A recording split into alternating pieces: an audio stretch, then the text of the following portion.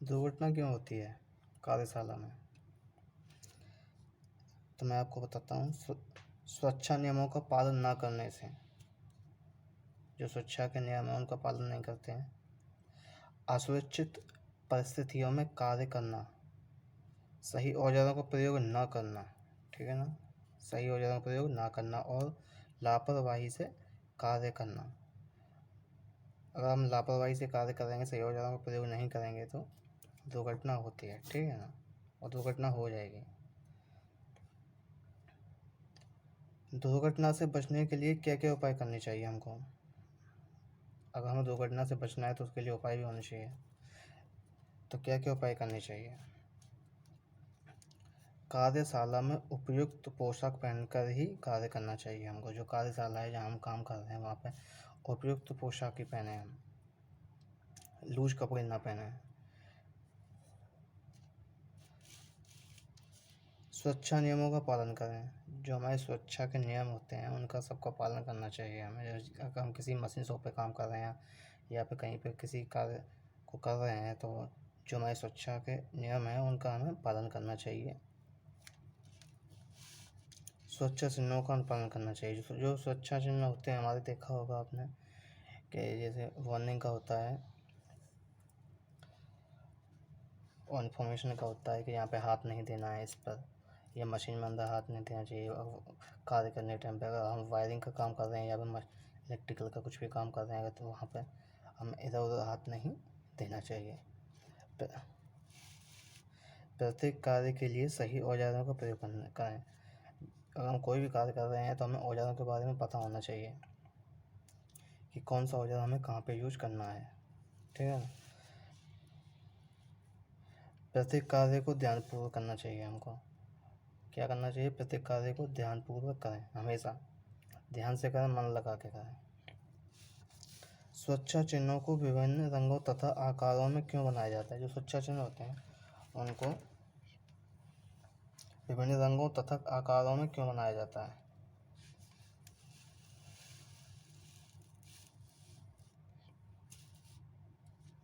तो सुरक्षा चिन्हों को विभिन्न रंगों तथा आकारों में बनाने से, जो सुरक्षा चिन्ह हैं उनको विभिन्न रंगों तथा आकारों में बनाने से उन्हें पहचानने में सुगमता रहती है। सुरक्षा चिन्ह 4 प्रकार के होते हैं, ठीक है ना। सुरक्षा चिन्ह क्या होता है? 4 प्रकार के होते हैं।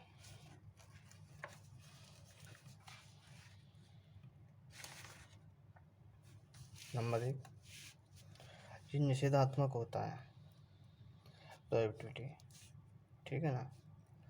नंबर 2, सकारात्मक, मॉडरेटरी। नंबर 3, सचेतक, वार्निंग। और नंबर 4, सूचनात्मक, इंफॉर्मेशन, ठीक है। अगर आप हमारे चैनल पर नए हैं तो हमारे चैनल को सब्सक्राइब कर लीजिएगा।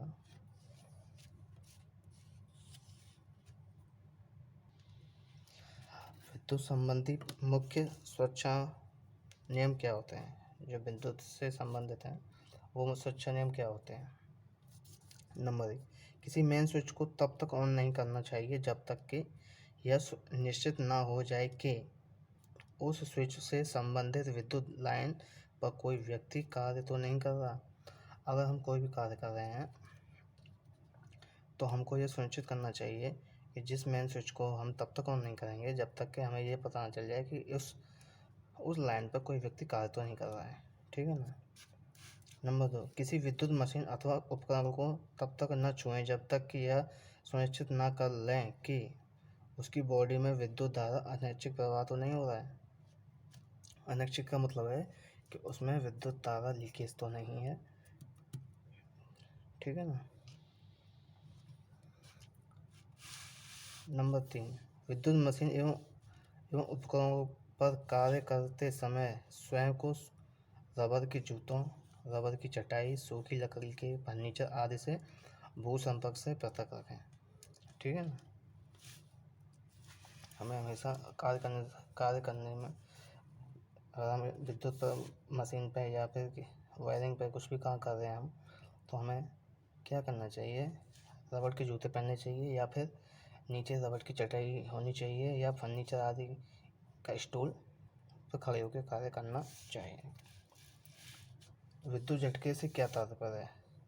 जो विद्युत झटका है इससे क्या तात्पर्य है? ठीक है, जब किसी व्यक्ति के शरीर में विद्युत धारा प्रवाह स्थापित हो जाती है, ठीक है ना, प्रवाह स्थापित हो जाती है तो उसे एक झटका सा महसूस होता है।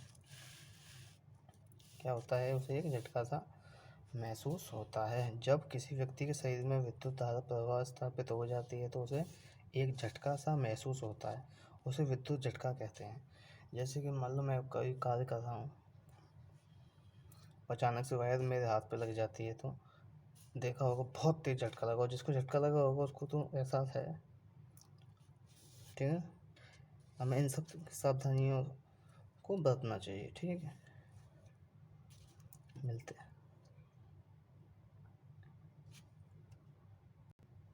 कमेंट बॉक्स में हमें बताएं वीडियो कैसा लगा।